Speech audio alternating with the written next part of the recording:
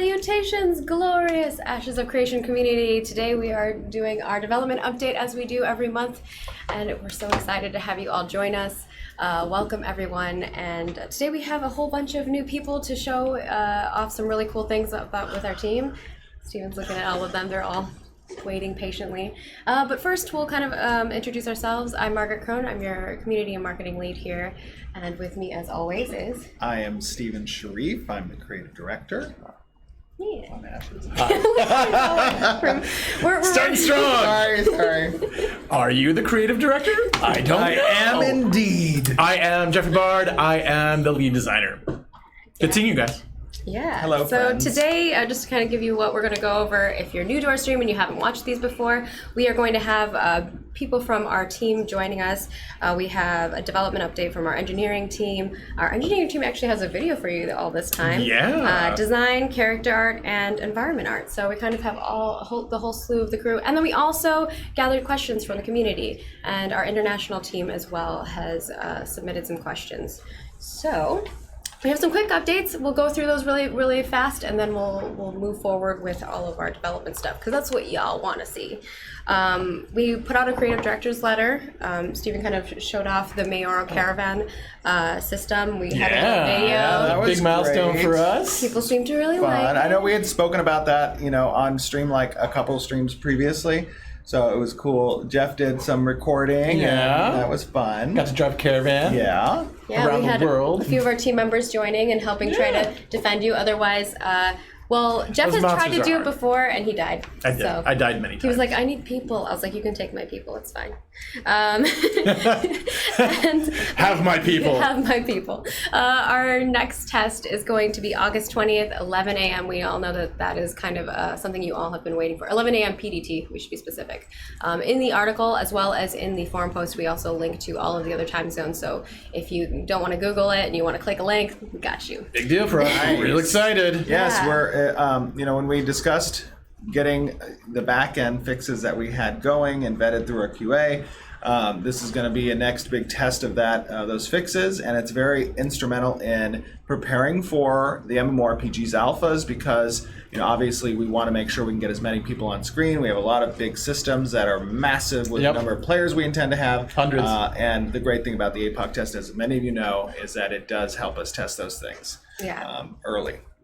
And we learned a lot, I think, from our previous tests. Absolutely. We got a lot of like good night and data. day. Yes. And so hopefully we can make that experience even better for you all. And So then we can make move sure on to join us, by the way, for that, Yes. which was Join us. August 20th, August 20th. 11 a.m. PDT. Yes. Or will we be in PST by then? No. No, I not don't know. yet. Not yet. That's like November. Time zones. I don't know why they need Let's to get rid of change. Well, I think we probably need Get some rid of semblance time of time. zones? Oh, sorry. You I thought can, you meant daylight use savings. UTC. Oh, yeah, sure. Yeah, you could use UTC. I did try that, but people just got really confused. Yeah. Of course, we have one other thing that we're going to announce too, which is our winners of our kittens and puppies. Yes. Our Kickstarters voted on this, and the winners are the Dogget and the Peacat. So there you go. Mad shout out to, I don't know if you noticed, but we have lots of new graphics. I finally have a senior graphics designer on my team. I'm so excited. But he also made this awesome graphic. That trophy he made, it has like cattail and little cat ears and little cat whiskers. I That's so saw cute. that. That's awesome. You need to have that But 3D. I where think is the dog representation on the ribbon? I know, I was like, we need a bone, but we didn't have enough time, so. Wow. Yeah, This studio sorry. is way lopsided on the cat team. I'd agree. That dog deserved to win. But you know what's I'm a funny dog. is Mike also has a dog, so, it weighs out. Dogs are the superior species. Yeah, Steven has a couple dogs. I'm sorry. I do have a lot of pictures of his dog in my in my camera roll. If you look at it, it's pretty funny. So yeah, that's that was the vote that y'all voted on. So thank you so much to everybody who did that and voted. And we really enjoyed seeing everyone fighting for it. The dog barely won because the husky was like 4 votes away. 4 votes away. So I think It was a tight race. we need to do something with We the were husky nail biting here. down the line for Yeah. sure. After seeing that, so thank you all for doing that. Yeah, I think All that's right. kind of it. And I think I'm getting kicked out. We're gonna What? go into all the things, unless Yep, Steven has they're any making me extra leave. studio stuff that he wants to mention before we We're head very excited He's trying to order lunch for everybody. No. I handed that off, actually. Okay. He delegated. That's why we were running like 1 minute late. I was like, Steven, we gotta go. We need people to handle that. We're very excited for the test upcoming next month. It's really a pivotal marker in a lot of the rework that we did. I know we just discussed that a second ago, but it's very exciting to get that out there and get that more testing hammering it. So that's going to be good. The whole studio is really excited, and I mean, you're going to see all the people who are going to be representing their teams here, who are excited to share all the goodies with you, and also even looking into the future with Castle Siege stuff. So, Oh yeah. Yeah. All right. Cool. All right. Jeff. We'll have Jeff Bye, back. guys. Bye. Jeff decided to let another person on the design team Heck join yeah. his team. So first up, we have our engineering. Don't take the chair with you. Unbelievable. Welcome, have Alexi. Alex. Or Alex, sorry. I know. Alexei. He has Alex on his stuff, Oh, so I put Alex. Oh, sorry. My bad. I have to separate. Alexi. So introduce yourself. Talk about what you do on our team. Sure. My name is Alex, as you know. I'm a programmer. I've been working here for at least 2 years now. Yeah. I think I've touched pretty much every system. One of our in star programmers, by the way, Alexi has a very wide field of capabilities as a generalist, and he touches a lot of gameplay stuff too. So he gets the fun stuff. So you'll probably be seeing him on this stream maybe in the future as well. Also, all the other programmers were like, "How'd you get Alex to get on?" No. He's like, "Nah, I'm fine." And Yeah. if you watched some of the D&D stuff that you guys have or Pathfinder stuff that you guys have done, Alex was on those That's streams, right. The last Extra Life. You played with us for a little I bit. played a paladin. Yes, for a paladin. brief 6 hours. A very strong paladin. Brief 6 hours. You missed the risk game. But yeah, let's talk about Probably a good thing. Yeah, exactly. let's talk about what your team has been up to. Team been up to many things. I've been working on Castle Siege's mechanics, other like Mark and other like Kevin was working on pulling for servers so that they stood up faster. It's a lot of things we are wrapping up, and a lot of things we're still developing for MMO, like networking. Have a few people working on right now. That's A lot of fun stuff. A lot of fun stuff. Also, a lot of bug crushing Oh yeah, as that's well. true. Yeah. A lot of bug crashing. Yeah. Faster I true. And heard that optimization. I heard that the QA team was happy with like how hard you guys are working on all those bugs. True. So in our last leads meeting, so that was nice. This is So, true. yeah. You guys have been hammering Yeah. through some bugs. So good That's job. great. Yeah, thanks. Oh, And too. then of course optimization and performance stuff. Oh right? yeah, optimization performance is a big thing for us, and then we've been doing a lot of benchmarks with different specs, making sure that our effects are on point, that doesn't spawn a million different meshes, that hitches you for a few seconds, and the big hitters. That's been looking at. I think one of the great things about optimization and the scalability settings that engineering has provided is just the range of rigs that we want to be able to run on, right? From the literal potatoes to the supercomputers, and actually getting to see just how crazy awesome a lot of the art is and the graphics are in the game. If you want that really high-end thing, or if you want to run super performant, then you can play the potato. So let's first talk about, I think you've been working on like the castle control points and the channeling tech for that stuff. So I don't know if you want to talk a little bit more Sure. about that. For the past few months, I've been working on control points, and so basically, there's a lot of things that go in the control points, and we want to make it as modular as possible, so that when we take them, we can apply them in Castle Siege mode or Castle Siege in MMO. So there is no work that basically is wasted. And then a big important thing in that is that to make sure that we have designers be able to work with it, animators, special effects guys. So there's a lot of things going on for a programmer, for example, that needs to be able to put in different hooks. So for example, like when someone runs in, what do we expect it to happen? It's like, we should probably send an event to our effects artist, say, hey, here's an event, you should probably hook and put your effects here. For a sound artist, sound designer too, same thing. And there's different functionality control points have, right? You can have a person run in and stand there and wait for, like a domination style. It's like for a few seconds, and it becomes And yours. you have like a Yeah, and then there is a pop-out for a UI saying, hey, this zone has been flipped, and now, do something about it, right? Yeah. Also, part of that objective-based system that you've been coding has also been the unique buffs that each objective Correct. can have. Oh yeah. Correct, yeah. So like if a defender, for example, gets and then conquers it, all the defenders will receive this buff. Another thing also, the different styles of objective, right? Maybe some needs to come up to it and channel it uninterruptedly for 10 to 20 seconds. And the whole thing, every time we program these kind of modules, we always need to be design friendly so that every small detail can be tweaked by design. Right. And it's very important because during our testing, we're more dynamic and iterative. Yeah, the other cool thing about that the objective system, as you're coding it, is the way we've designed objectives to work in the game is a little bit different than how we've previously seen objectives in other games. Whereas, there's pretty much in other games I played where you have objectives, the objectives all are the same, right? You capture it, you get some score in the benefit. There's maybe a win condition with the objective capture.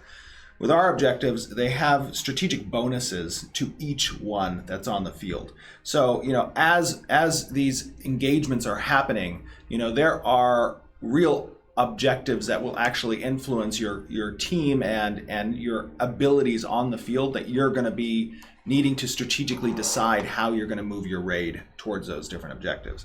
Those are pretty cool to see too. Correct, yeah. And then one of the things is also like, if you can't capture it for the first time, maybe you get a bonus, not only buff, but duration of the match itself. Right. Let's say Being if you able have to a limit. influence your opponent's respawn, your own Correct. respawn, your channel times, all kind of get added into that reward for capturing these objectives. Yeah. Yeah. And there's like a lot of variables you have to keep track of, which is fun.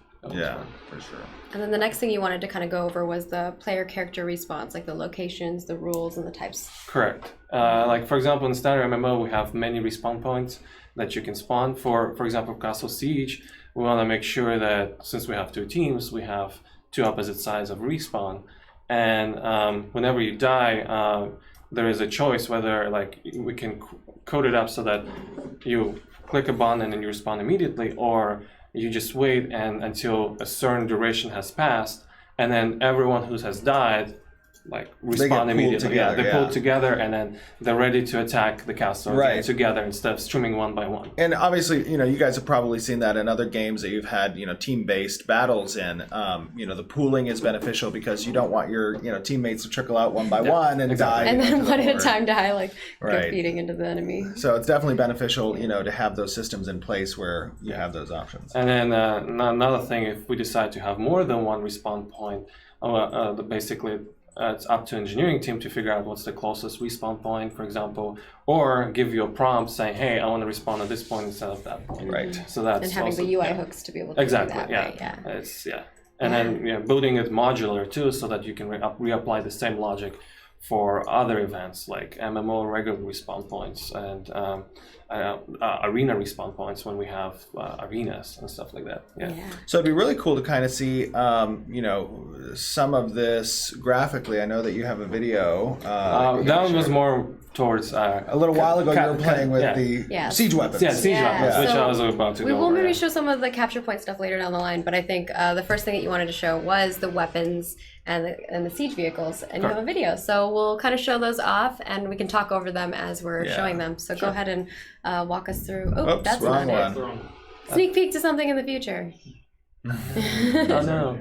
There we go.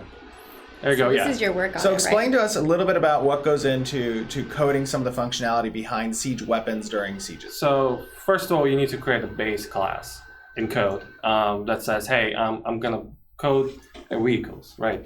And it's gonna be your base modular class that you will be reusing later on for blueprints. And let's say we can have more than just one vehicle trebuchet. You can basically use this as a base and expand on top of later on. So for example, for trebuchets, I had a regular trebuchet that you can drive, and then I coded up a trebuchet that allows you to add some physics fun.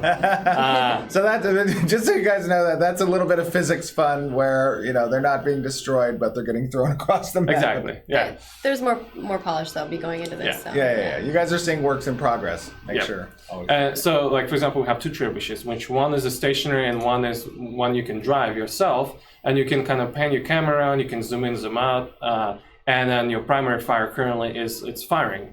And when you code it up, you need to also make it flexible for designers. For example, let's say we want to have a different kind of projectile for this mode, or different projectile for, like, let's say we decide to create a battle ram, right? It's going to be more close range projectile that people can. You didn't quite make it there. Yeah, second try. I think second try will work. Yeah. So yeah, and then after that, I moved on to ballistas, which you see right now, which are stationary, kind of like full control. You can use the camera first person. You're able to, you know, do the firing rate. Things like a Gatling gun. Yeah, exactly. And then right now you don't see like the ammo because I think it's pounding a little bit above because we're still debugging it. But basically, it will spawn a projectile when you fire it, and then we have to set different firing rate, reload rate, how much ammo it should consume if there is any. Is it infinite ammo, right? Additionally, we coded up modularly to have different firing states. So let's say you don't want to just fire one at a time. Let's say it's a Gatling gun, you want to fire 10 at a time, right? Yeah. Or like the mode of, you know, super powerful that requires you 10 seconds in reload, right? And those are mode will be supported by code, where design will come in and say, hey, I want to have 3 modes, 4 modes, 5 modes, and then these are the keys that you go between them. And part of your, you know, your coding practice is to give those tools to design so that they don't have to come back to code all the time necessarily. Correct. But, you know, they can make rare, you know, trebuchets or rare, you know, specific data that's different. Exactly, yes. Yeah, and I know our animators and our artists have been working on like models for like the little bucket that you're going to sit in as well as a character. So those are the companion, So there are some other trebuchets that have companion seats potentially, where your players on your team can sit in these seats and have their own little like crossbow gun on the trebuchet to defend it. Yeah, that's gonna be fun. Yeah, it'll be good stuff. So, anything else that you want to like chat with everybody about? No, I mean, you know, a funny story. I'm gonna tell you a funny story. No, what? It's just a funny story. So Alex's game name, game handle is Slurpee. And Alex and I actually first met in ArcAge about, like, what, 7 or 8 years ago? Somewhere, right? yeah. Like 7 or 8 years ago. Alex is a wee baby. No, he was a that's right. Wee baby. No, he was working at Amazon as a programmer at Amazon at the time. Anyway, so Alex had a guild in ArcAge that was primarily around like mercenary services, escorting people's trade goods and like, you know, their halls and whatnot. And he joined, his guild merged into our guild, and he became one of my commanders. And then when I decided to start Intrepid, Alex is like, I code, I fly. I code, I fly. I'm bored. So that's a funny story. And actually, Alex's girlfriend, Sam, we recruited her in ArcAge to the guild as well. So it's just, in my opinion, that story just kind of reflects on how, you know, the gamerness inside Intrepid is strong. And you guys know these stories because you're a part of, you know, guilds, and these things happen. And it's just fun to see, you know, the full circle of friendship that can be created in an online community. Oh yeah, I mean, I have met so many people who have formed relationships, gotten married, have kids, and their whole family now plays together. Like, oh yeah, it's precious. A lot of fun.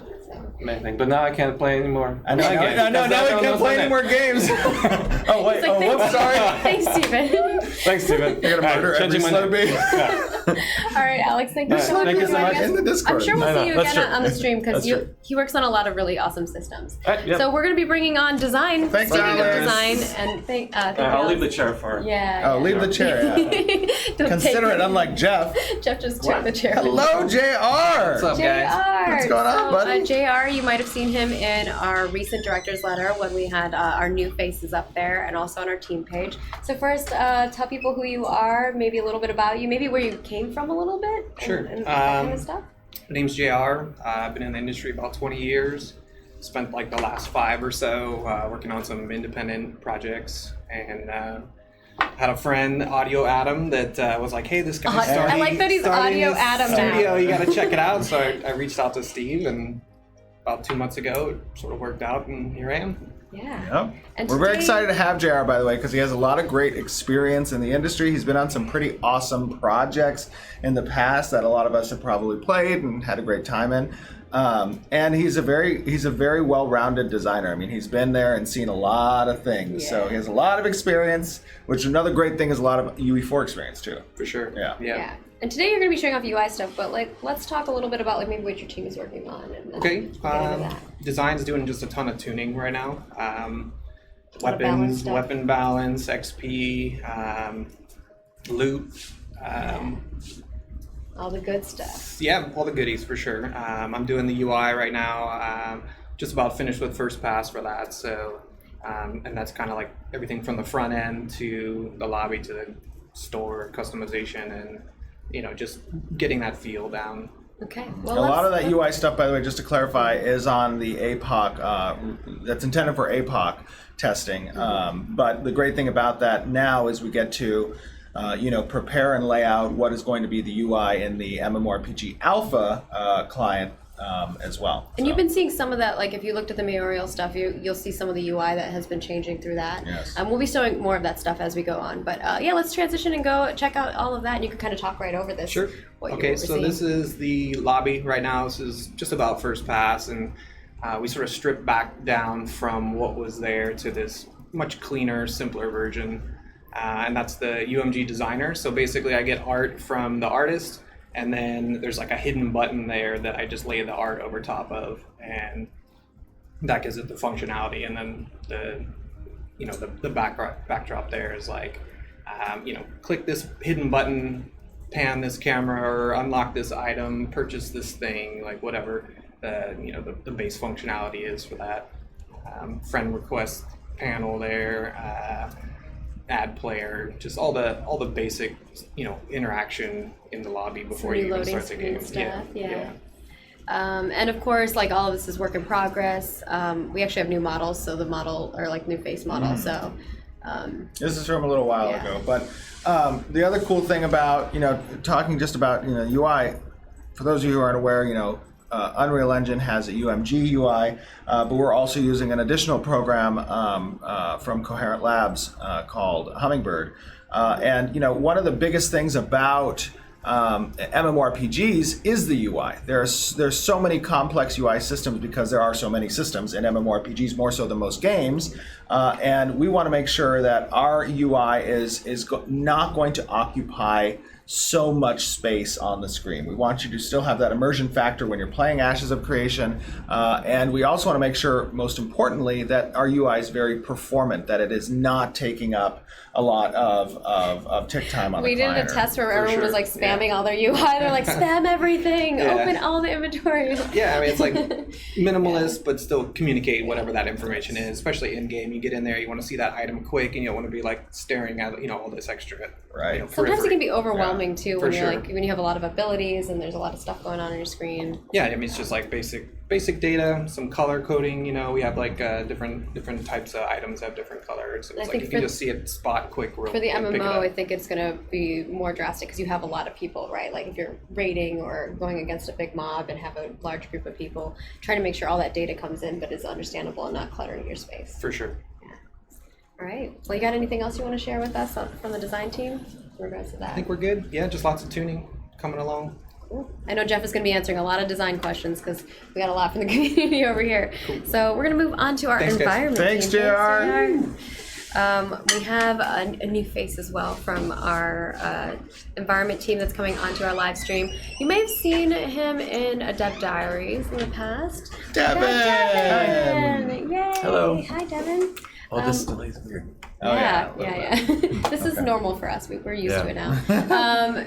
Tell us a little bit about who you are, maybe like your journey as a, environment artist. And of course, I'm Devin. I'm an environment artist. I've been an environment artist for 22 years now. I've worked on a lot of MMO games, I've worked with Devin for and I've worked A really with long like time. 3/4 of the studio. Yeah. We used to play soccer together. Yeah, we used to Remember play soccer together. I didn't We used know to, that. yeah, we had a team Like that a was for a company company team. team. Oh, Yeah. yeah. Want to sponsor company teams? Heck yeah, let's do it. I don't know about soccer though. What? What sport would Like you want? softball or Oh, something, I or don't- volleyball. I don't think I'd be. Oh. I'd be down with volleyball, softball. Actually, I don't mind playing softball. It's just the waiting and watching part I don't Too like. much sitting. I want, Yeah, like, the soccer I get to Sandlot like vibe. be part of it all the time. Yeah. Yeah, but that's the thing though. You got to run so much. in Yeah, I soccer. like that. In softball, you just got to stand there. No, wait, Look up in the sky. So you see where my mind's at. It's like- Yeah, you can drink. yeah, exactly. Drink on the Right. sideline. Oh my god! Except for Steven doesn't even drink that. I know. I don't drink. I don't drink any alcohol, but I was like, I don't have to run in softball unless you hit the ball, which rarely happens. Well, tell us Sorry. what your team has been up to. We can bring it back. Let's see. What have we been doing? We've been doing a ton of optimizations. Yeah. So poor Ted and Nate have had to go through the game and rip apart stuff that we did poorly or we rushed through and improve it. So that's been a lot. Nate's done a really good job of finding good, what are those called? Presets or something, where he has a text file that changes all the numbers. So our frame rate's pretty solid. We're pretty happy. Yeah, I've been very surprised just with the performance and optimization that Environment alone has been able to accomplish with a lot of the art assets that we're using in game, the practices for LODs and HLODs. Yeah. That's been pretty cool. It's like magic. It's black magic. You push a button and it makes your building into one little tiny building that's one texture, and it's insane. I think a lot of times people think of environment artists as just artists, but really you guys do a lot of programming as well and engineering. I guess so. It's pretty technical. I would say that it can be a very technical niche of the game development. Yeah. So Well- yeah, they've been doing that. I've been working on the new starting area, which I'll show, I guess, in a little bit. We can show it now. Yeah, we I can think show it. Michael. So pretty. So just to give a little bit of Oh, yeah. background here, right, is this is the APOC. This is an APOC map, but it's representative of what will be a ruined city in the MMORPG. And this is a capital city, one of the Elven capital cities, where one of the Divine Gateways was. Yeah. So Devin, this is a lot so of your pretty. work. Yeah, I mean, I didn't do a lot of the assets, but it was a week of just putting stuff down and trying things out, making it look more formal. At one point, he sent a screenshot out that made it look like there were little horse poops everywhere. I dropped a bunch of rocks everywhere. They looked like horse turds. That was fun. So yeah, I was just trying to make it feel more dramatic and cool. That looks sort of like the Brandenburg Gate. Yeah, it does.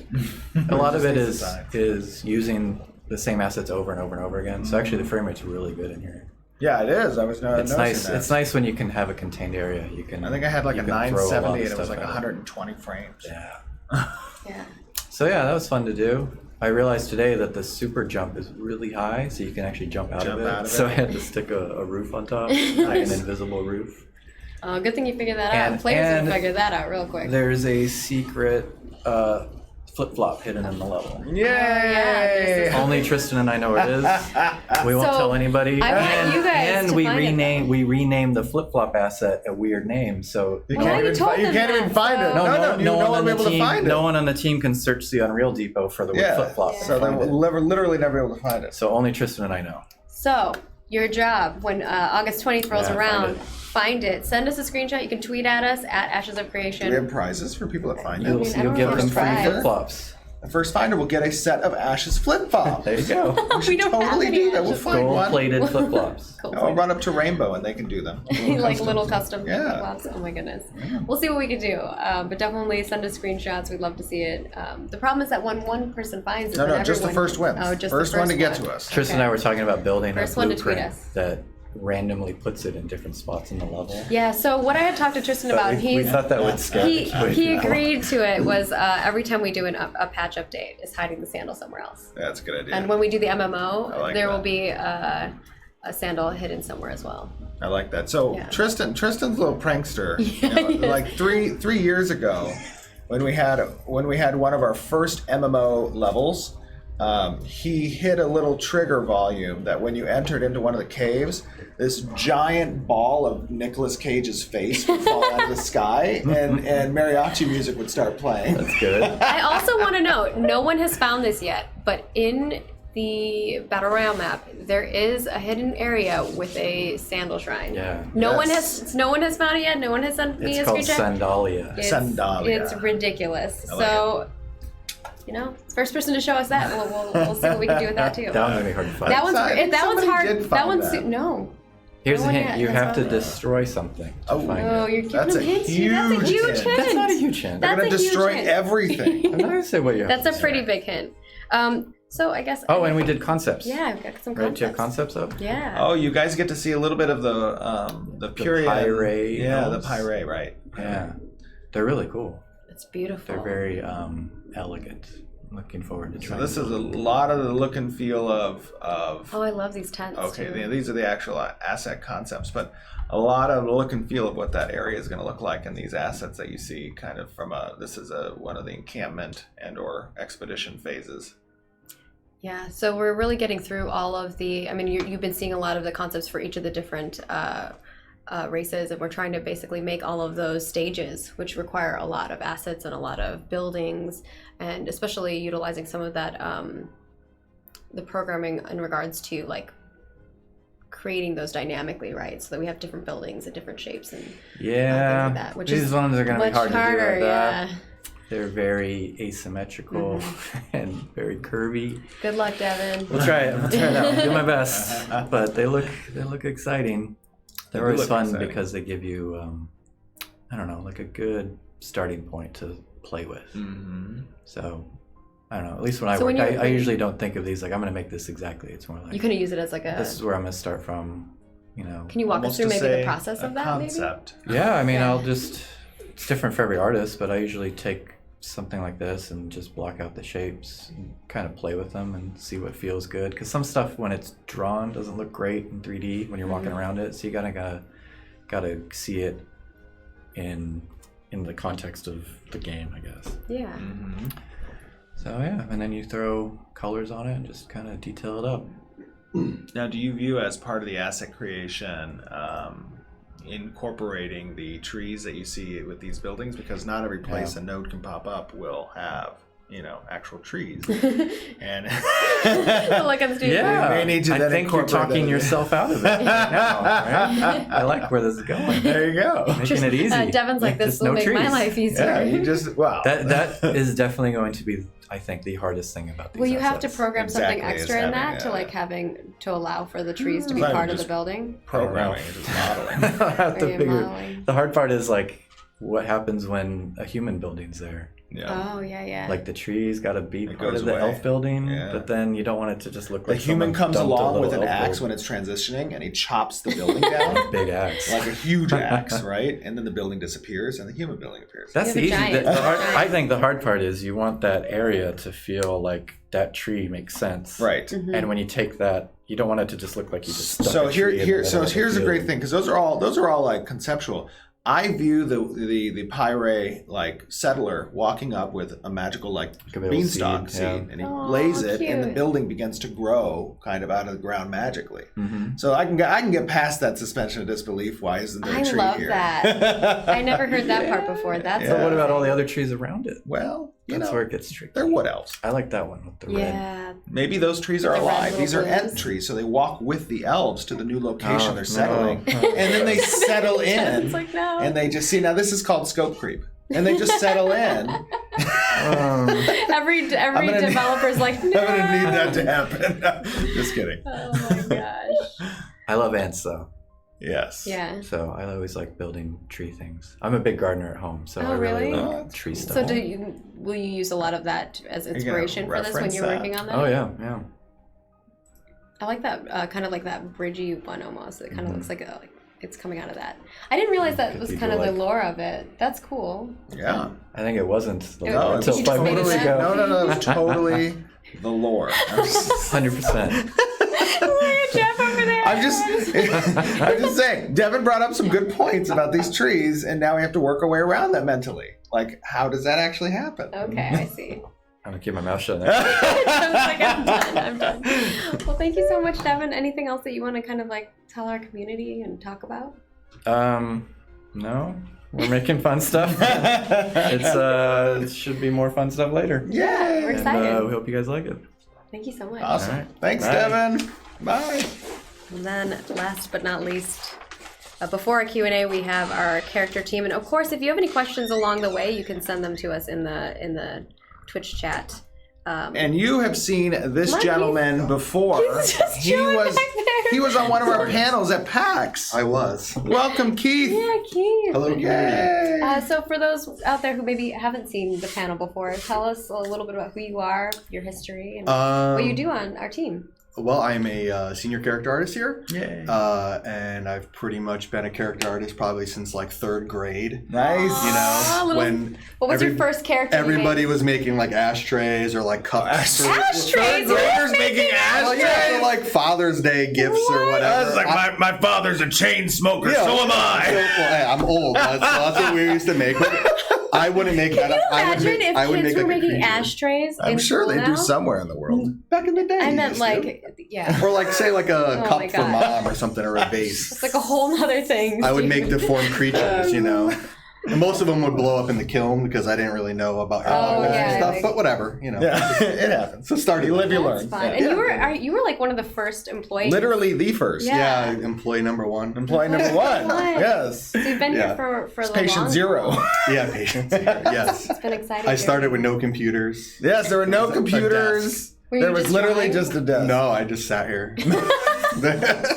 I'd walk by and I'm like, how's it going today, Keith? He's like, it's fine, sir. it's going good. Oh, goodness The gracious. computers came quick, so. Yeah.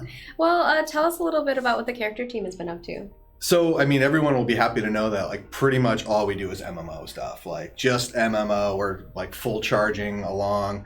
Jinsey and Carson are going through that promise board that we have. So, everyone's seeing a lot of those updates. And me personally and Chris are really focusing on all the races.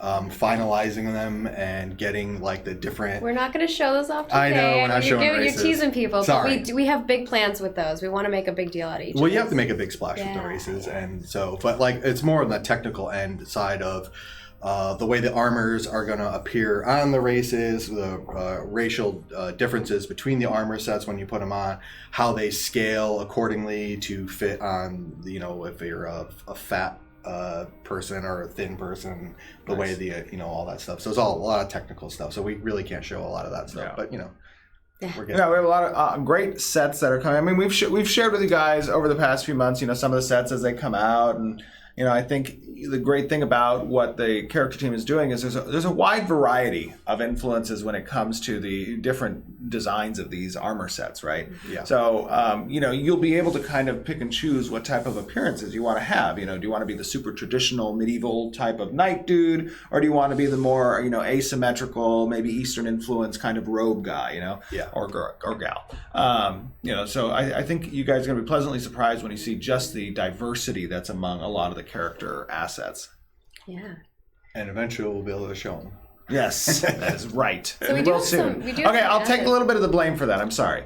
They did want to show some stuff today, and I did not approve it. So, Well, we are we are showing some of it. Yes, we're showing Steven some. still may not be that happy with all of it, but oh yeah, see, Steven's not happy with this one. It's still in progress, but we're working on it. I think what Keith you do a lot of times too is you'll let's- just take it as like an inspiration to drive like what you're creating. Right? Especially with like these pieces, because Jeff's really only given maybe a half a day to bang these out real quick to get like an example of the way it will transfer from one race to the other. right. So, And these are very production-oriented Very concepts as well. production-oriented, yes.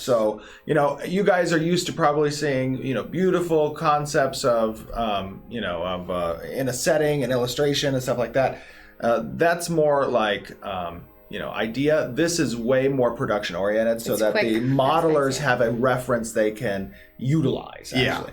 Yeah, and we asked them to do all the races. Like, here's one armor set. Hey, make it for every race now. Like how it would transfer over. And he did a really good job, real quick. Like banged it out. So we were able to produce all those pieces for all the races. Yeah, absolutely. What else? We had Yeah, we got some more we have stuff. some creatures. Yeah. So you did see this work in progress, and now you're seeing it with more texture, and it has a little saddle. seat, a little saddle, bamboo. and he's got That's little armor Carson. on. It's so cute. Yeah, Carson modeled this. He did a really This was good his job. second creature that he ever made. Yeah. He's normally our weapon artist, but he's been pumping out some animals because we need to fill up the world with awesome stuff too in the MMO. Absolutely. I love this saddle because it has like the little bamboo sticks on it. It feels really, what do you call it? Like natural. I think it's getting an animation pass. Yeah, I was gonna say I can't wait to see the animals on Yeah. it. I want it to flip over in the water and you're on its belly. So here you're seeing one of the first ever modeled dragons in Ashes. Jincy's working on this. Yeah. And she's done a great job with the model. But yes, the answer is we do have real dragons, meaning four-legged dragons. Yes, that's an actual dragon. That is an and the actual wings are dragon. That's right. And as you guys know in the MMO, you'll be able to fly this thing if you're a guild leader of one of the castles owned in the game, or if you're a mayor of a metropolis.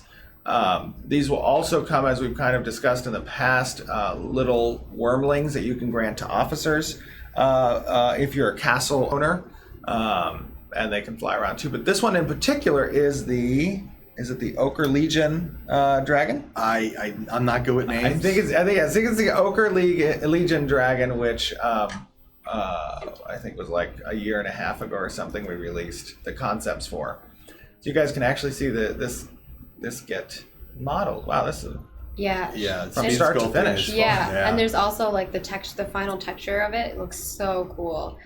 But yeah, a lot goes into all these like little pieces. I think whenever we showed the Fellbeak, I think that was one of the first ones where we showed really the process of it. Jincy's been amazing, and I love her for recording it for me. Keith, when am I gonna get some recording? I have a recording. I'm not allowed to show Oh it. yeah. Oh no! No, Keith, you're throwing me shade. Because that's of the We're the saving race it. stuff, We're saving right? it. Yeah, It's a that's- lot of the yeah. race stuff. Yeah, so- so I think like just being able to watch this process, a lot of people just didn't realize like She's how much performing goes into dentistry every right Yes. yeah. Does this bring back memories, Stephen? Yeah, oh my gosh. Actually, you know what? It doesn't, because I was totally out. No, I'm just- Oh, okay. And Jincy's really fast, so if Oh, no, people- that's the best part. Oh, Well, now you can't start. No, Can what you not have go you faster? done? Yeah, the last part is the best part because it shows off like the texture. It's okay. We'll run it on the. We'll run it in the and background. we'll show it in a little bit. just Yeah. character artists like people that want to be character artists don't get intimidated by the speed at which Jincy works, because she's She's really a fast. beast. Yeah, so She's like apologizing. She's like, "Oh, I'm sorry." I'm like, "What, girl? Calm down." Can we skip to the end of this? I don't think you can. Oh, sad. I know. We can blame Ian. Hashtag blame Ian in Oh, chat. no. Just spam it. I want to see it. He's looking at the chat. He's the only one who can see the chat. Like we can kind of, but on a little tiny screen. well, we can save it for later. We can always show them. Yeah. Yeah. We'll definitely share some. I know that once that's done, we're going to be posting an article that has like all of the beautiful screenshots of it in game. I know they're working on a saddle for it too. So Saddles. The The thing that saddle's Jincy- done in this one. I Yeah. think Jincy's already moved on to another. Yeah, she's on the. I can't say it. Okay, yeah. She be was announced. definitely. I think the thing for her was when she was creating this, going like, oh well, where does the person sit Where when does they're the riding person this, sit? right? Like, Yeah, she brought really me thinking upstairs about and she that. was like, I want you to take a look at these different sizes. And we, I was like, that's good for the wormling, but let's make it, pretty big. But obviously, as you guys know, I mean, in an MMORPG, we have standards for different sizes of mounts, so that accessibility when it comes to buildings and or places you want that mount to go or not go has to align. So this guy's not as big as we may want. He's still good size, but Yeah, I mean, again, there'll be a ton of dragons. Yes, and exactly. A ton of different ways this is an adolescent dragon. Well, maybe a wormling. But I would say he's an adolescent dragon, not the ancient or adult Absolutely not. dragon. Like huge, yeah. Right. Those are the raid bosses. right, yeah, for sure. Which I think those are going to be really fun for you all to create. Like, do you all enjoy creating like these crazy monsters? I think you said when you were a kid you drew monsters. Yeah, I right? mean, that was like the first thing I did when I got here was I created the like the twisted little rabbits that run Oh, yeah, around they're creepy, dude. and the flangler. There we go. All right. Oh, nice. All right. So this is the final model that has been handed off to Look at that. animation. I love the scale And texture. you can see the detail on the dragon. And just the There's the saddle. saddle. It's I just pretty. love the texture. I don't know. There you go. Get some. I'm gonna tell you one thing about this dragon. It's not gonna get caught off guard by a fleet of ships. You don't think so? will not. Yeah. I'm not even gonna say what that's about. I- Those who didn't see it.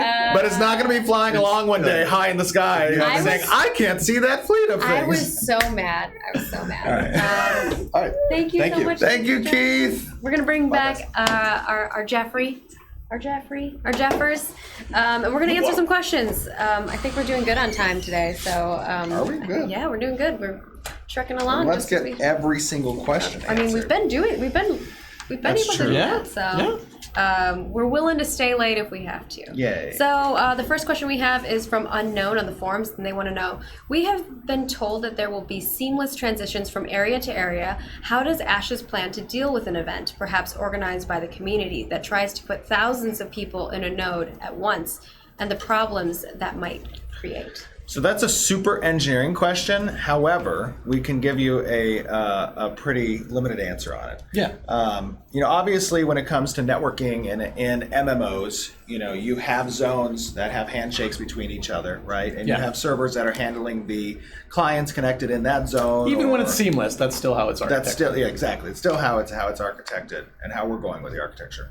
But the idea is that our server architecture is more about load balancing. What is going to be present at these large battles and the connections between these zones, and we don't want that to impact at all, like the area where that handshake occurs or where that zone is split. Oh, there's too many people in the zone. You have to go to another instance. Exactly, Yeah. right. Yeah.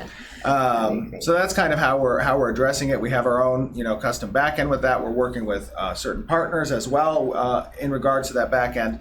And part of what is being tested with regards to Apocalypse, for that question in particular, is just how many we can fit on a single dedicated server. Even though we're going to have many, many servers that handle this load, we want to be able to max them out as much as possible. Yeah, and then we also have some clever tricks in terms of relevancy of one character to another character, so that we can shove even more people on top of that. So Absolutely. Well, did I answer? Did I just go off on a No, tangent? no, I think you're you're pretty good. much on. Our next Because I question haven't is seen from any of P these Millhouse 24, who wants to know, will we experience different tidal patterns in the ocean? Tidal patterns? Mm-hmm. I don't think we're going to be modeling tidal patterns. Yeah, they won't be. I mean, what you will see is kind of more related to perhaps time of day or seasonal, right? Yeah, doing dynamic tides Yeah. is we're not that's gonna a be very doing that. big problem Yeah. to solve. But I think the question there is aimed at, will the ocean just be static content all the time? And no, we do have a way that we want to represent unique content at certain times or Yep. with regards to certain climates. All right, our next question is from Erraticus from the forums, and I think this question is for our flat earthers. Oh my. Will the world map be global? Meaning, if I walk west, will I eventually get back to where I was, or will there be invisible walls or unscalable mountains at the edges of the map? So we actually are going to talked about test. this. We're going to Yeah. test that actually. Yeah. We have plans to do both and see how it impacts. And we've got a couple of different strategies to solve the global problem that we're going to try. So there's going to be multiple iterations of this. We're going to find the best one for us in terms of what makes the most sense, because it changes how we want to lay out the map, especially the edges of the map, where if this is the closest point to this, we really need to be thinking about it. Yes, and because we're continental, right? We don't really need to worry about mountain range blocking off the edge Right. of the map, right? We have oceans, Right. that exist, and those oceans are fully connected. So that's not so much the issue. It's really more about strategically how it impacts our design on the economics of the game, the traversability and movement, Right. and more so than a actual engineering thing. Okay. Our next question is from Heath R2 from the forums, and wondering, other than taxes, will the only way that nodes get resources from players be by their own prerogative, or will there be something else that forces that? So caravans also supply certain resources. completing quests will do, but the majority of it will be related to players. I mean, Right, and the idea mayor is- trying to incent players to Exactly. participate in those systems, right? Because it's all the players working together to maintain the health of the node, not just the mayor. So Right. part of being a mayor is being a good leader and getting your citizens to work on the node's behalf. So And the when you mentioned that taxes would be the only way that it collects resources, taxes don't collect resources in the sense of what we consider resources to be. It collects definitely money, and money is the engine for how you incentivize the players. Yeah. And our next question is from Zinni. I love Zinni's art. Zinni's been making us Zin- all Z? Z. Never Z. mind. You're right. Zinni's different. Zinni also is very We active still on our love Discord. Zinni. We Yes. love you, Zinni. We love Zinni as well. Zinni's Yes. very active on our Discord as well, Absolutely. leaving lots of comments and stuff. Will we be able to place mayor campaign banners on our caravan? So they want to be like, vote for Zinni on their. So we are. I know previously we had spoken about not allowing custom user images in the That you game. can make. However, I think we're leaning more now in the direction of allowing for custom user Really? images. Yes. That's going to be a whole approval process. It is absolutely. Well, what it will be is the fact that we're a subscription game, and if you want to jeopardize your account by doing the wrong thing with regards to custom users, then by all means you may do so, and we'll have stringent practices in place to prevent that from actually being an issue. What was I going to say? Oh, so with regards then to the mayoral campaigns, if we're going to allow custom user images, then yes, you could totally do mayoral campaigns. it's a lot of fun too. Absolutely. I remember how useful it was, and the reason I will admit this, what kind of influenced my decision on that a little bit is in ArcAge, and I hate having keep referencing back to ArcAge because Sometimes that's the best way to tell a story. that's right. So those of you who played ArcAge will know that you could purchase these custom, white canvases, and you could place them in your city or on your buildings or whatever. And we used to have our guild had an entire zone to ourselves, a city, even at the beginning of the game.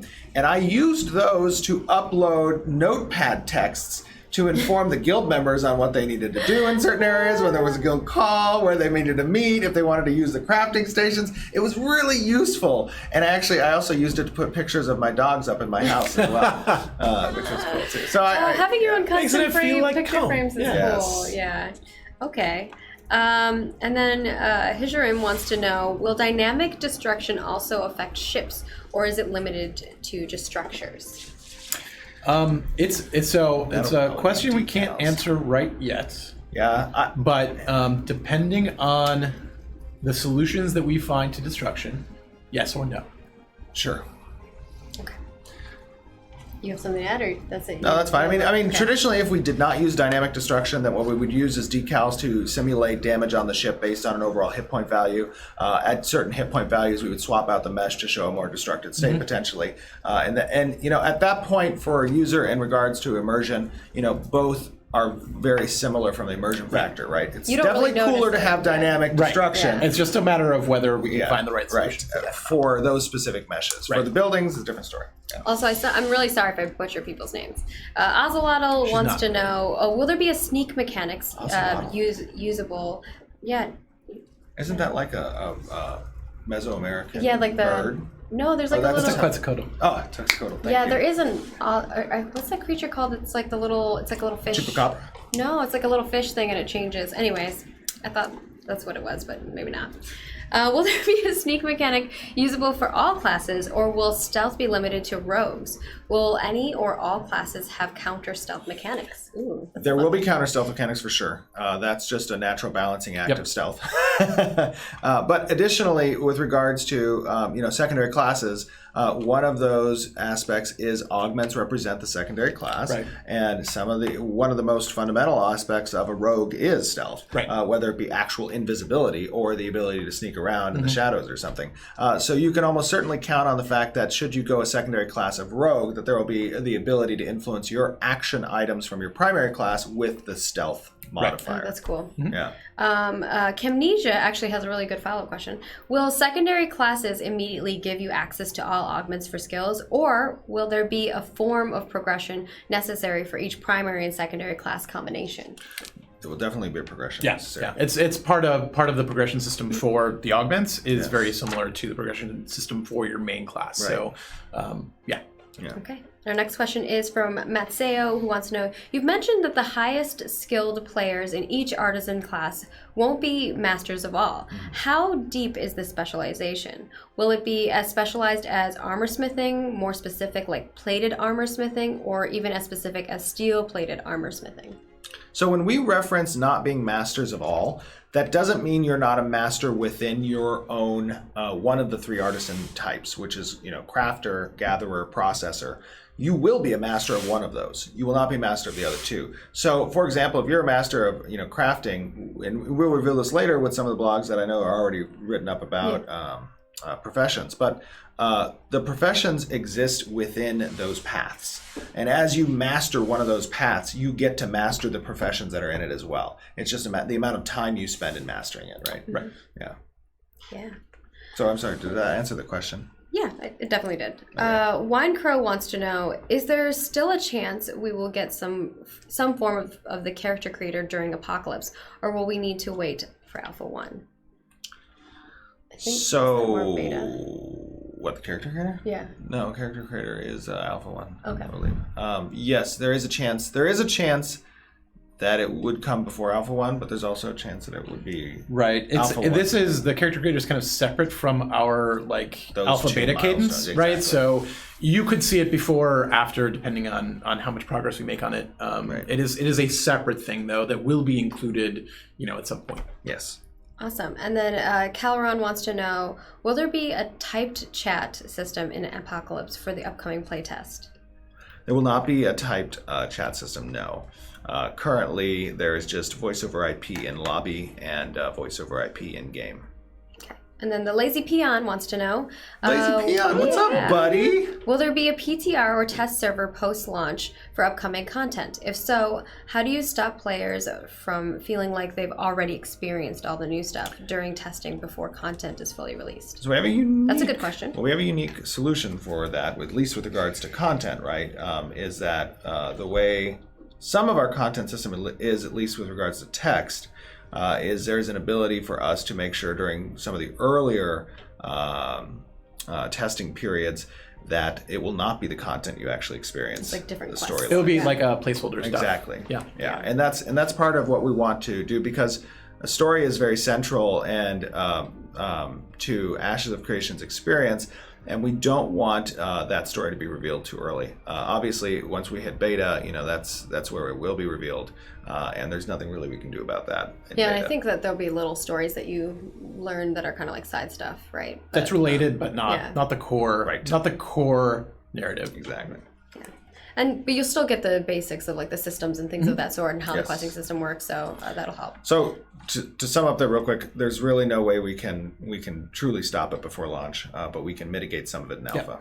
And then Digital Win wants to know, if my favoritist ship is lost due to PvP or PvE, is it gone forever? No, you can repair your ships. All right. You can repair your ships, but it is a lengthier process than you've seen probably in other games.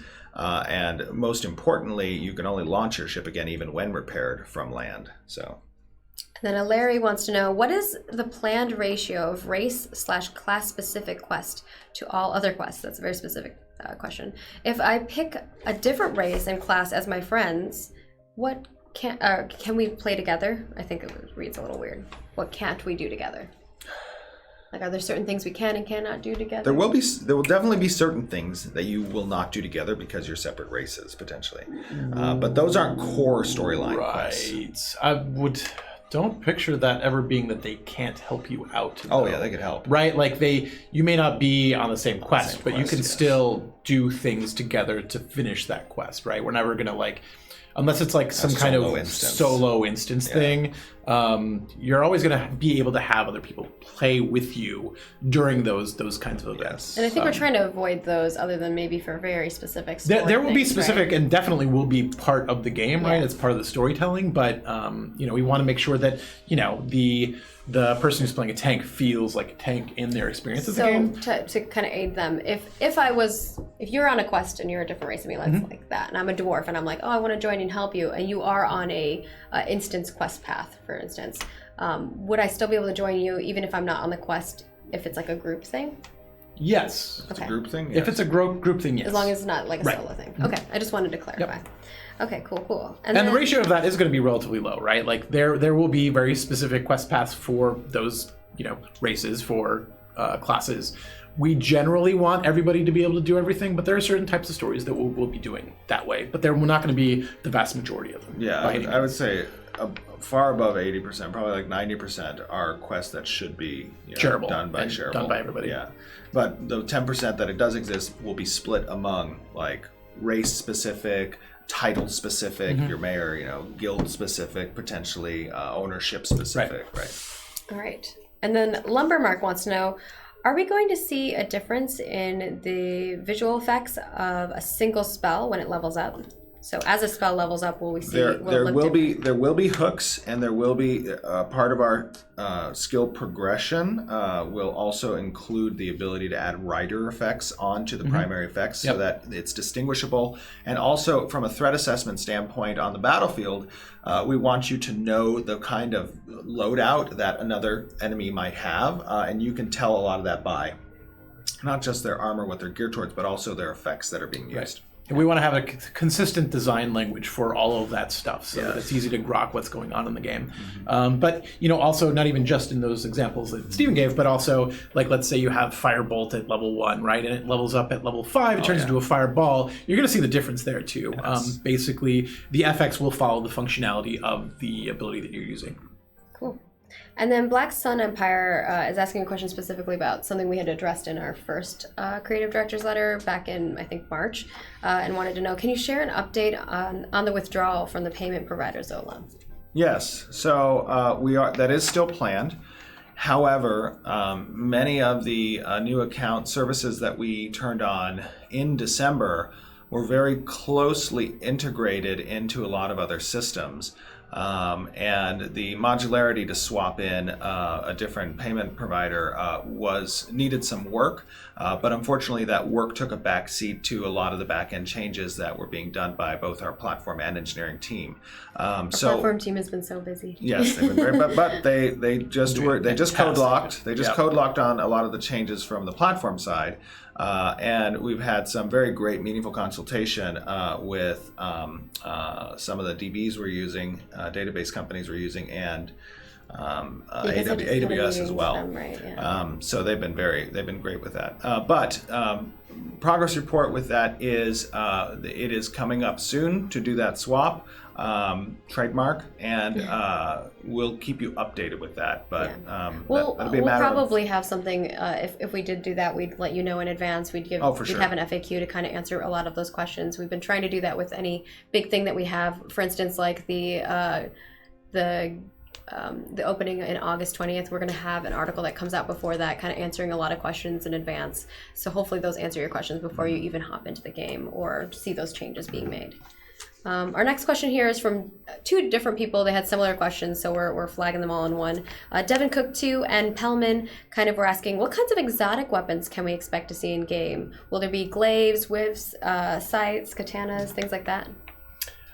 So there will be exotic weapons. The question is how many of them will function outside of like our normal weapon class system, right? So a katana will likely, you'll find like an example of it, right, in a one-handed sword, or a glaive will fall into the halberd category.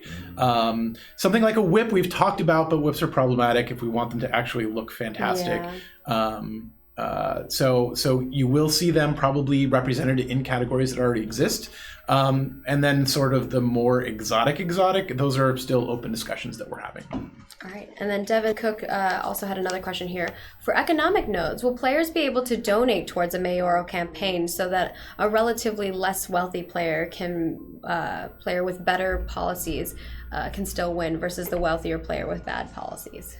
I mean, that's all voting. You all gotta just... Well, so the way you, I don't know if we've released this information yet, but you don't have? I don't think we have. Oh, I know we have an article that's coming out later that will be about the intent processes. of the mayoral election in an economic node it was about economic nodes, right? Yes, this is is economic. an oligarchy basically, where the player purchases the mayorship.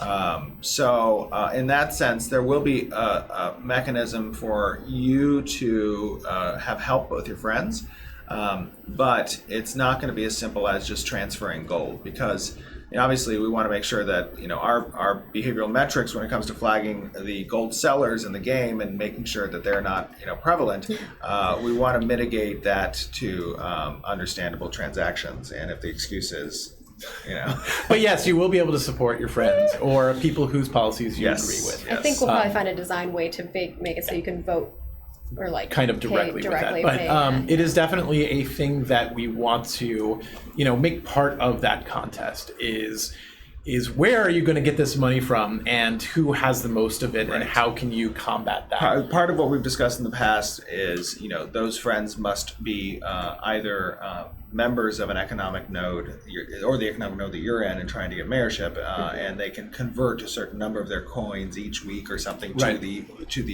elected coin. Right. Yeah. All right. And our next question is from Mazda69, wants to know, other than the mayor, are there any other prominent positions in the node leadership that have different gameplay mechanics available to them? Or is it simply the mayor and everyone else is a civilian of that node? No, there's absolutely positions.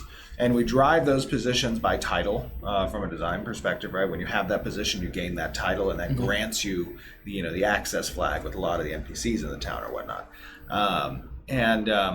Outside of like organizations, hierarchies within the organizations, the director of that organization inside of a particular node, priests or acolytes in certain temples that might be part of the node, patron guild leader, chief bounty hunter. There's a lot of things that you can strive for within the guild that grant you that special treatment. Within the node, absolutely. All right. And then Ruanaku wants to know, or Ruanku, there we go, wants to know, what game rating are you aiming for, and will there be tasteful nudity? I think we've kind of chatted about nudity before. About a specific location of nudity, but... So on the beach. Yeah. No, it's a body part, specifically. But What? Yeah. What's happening? They were asking, people asked this question before, but it was about a specific body part. Oh, dear. That's what I was saying. Okay, so the answer to that is we're probably going to end up around teen. Yeah. Okay. Yeah. We I don't know. We That's don't want where to we push want it to to be. mature, obviously. So will there be tasteful nudity? No. I don't think untasteful so. No, that's not the goal. That's not the goal. Yeah. Yeah. I mean, there definitely be centralized atmospheres within the game, but it won't be direct on nudity. All right. And Blighted wants to know, will there be any full loot systems that allow all gear currently equipped to be dropped on death, perhaps outside of the corruption system in certain areas of the world, a la RuneScape's Wilderness, for high risk and high reward? No.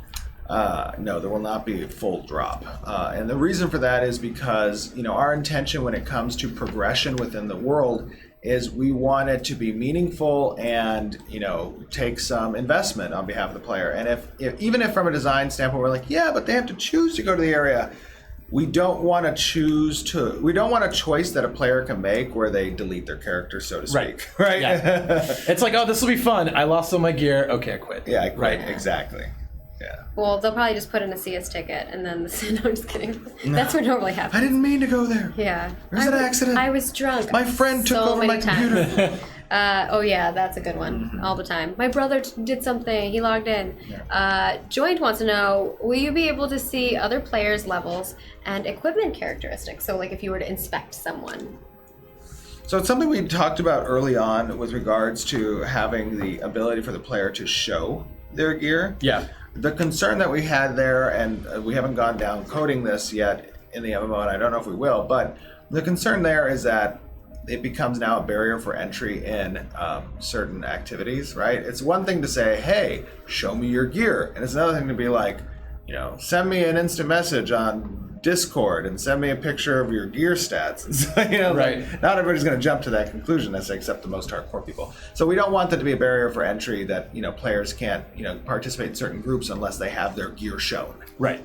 Yeah. Yeah, it's a problem in MMOs, right? Where people stop looking at the skill of the player or the fun that they're having in an experience, and instead just look at raw stats, which really they can give an indication of player capability, but oftentimes people get stuck in a loop where they don't have enough gear, so they can't do a thing to progress, and so they get stuck without being able to do that, even though they might be very good players who can handle themselves in that situation. So we are trying to play on a fine line of giving people enough tools to kind of see who they're playing with, but also not result in the stratification of unnecessary stratification. And obviously, we accept and know that we cannot stop people from doing that if they're intending on doing it. But what we can do is slow it down a little bit, and hopefully that mitigates some of it. Right. And I guess a follow up to that, because I'm speaking for the peoples. The peoples.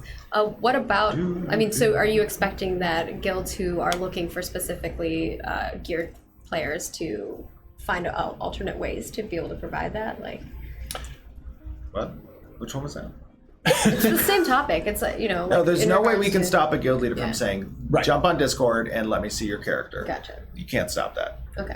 What you can. Well, I'm not saying stop that. Oh. Is that what you're expecting people to do? Is what I'm saying. No, what we expect people to play and utilize skill to be an indicator of their capabilities within a party for yourself, not necessarily rely entirely on stats, because obviously, So I kick you out when you're being a pleb. Right, and that should be I mean, in my opinion, as an MMO player, I have seen many guilds, and I will say even my guild was guilty of this as well.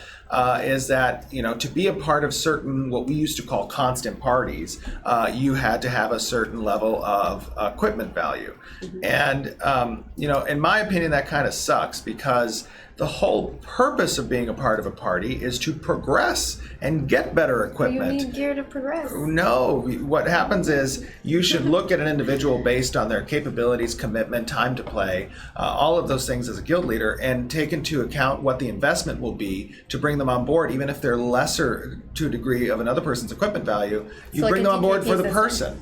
No. You bring them on board for the person, and then if you want them to get to a certain skill level, or equipment level, you help them get there. Yeah. But that's like a DKP system where you're looking at DKP system is where you get legal with it, and you say how often you're there. Yeah, exactly. Well, you said attendance. You said. Well, I also had a DKP system, but I subsidized my DKP system. I would put in like Amazon cards, trip to the Vegas Guild meeting, and then we had a custom programmer, get us a web page where we would track all the DKP, and if you just came to events, you got DKP, and then you'd bid at the end of each week on all the guild assets, and people could donate stuff to the guild, which would then go on the store, and whatever they donated, they'd get a certain portion of DKP as well. We had we had thousands of people in the guild. So, oh goodness. Sorry. I was a little bit over OCD with that system, but it was sounds like it worked good. It was really good. Yeah. It was very good. And then Diggs wants to know. We've been told that a group of summoners can work together to summon a golem with the subclasses of summoners, or with the subclasses of the summoners. Will the subclasses of the summoners make a difference in regards to what the group can summon? Most likely. I don't know about what they can summon, but they might be able to change the attributes of that summon. Yeah. And that will sort of depend on how much time we end up having towards the end. We've got a goal specifically for this, siege golem basically, and its progression. But also, we would love to get lots of different types. And that might be later content. Right, exactly. Yeah.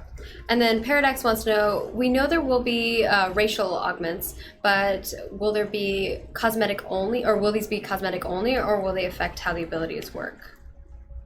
Racial augments will be both. They'll be cosmetic, and they will affect the ability and how they work. Okay, and then Dark Seraph and Jinx the Gamer both had similar questions. Will some items have special effects that are passive or on use abilities? Absolutely. Yes. All right.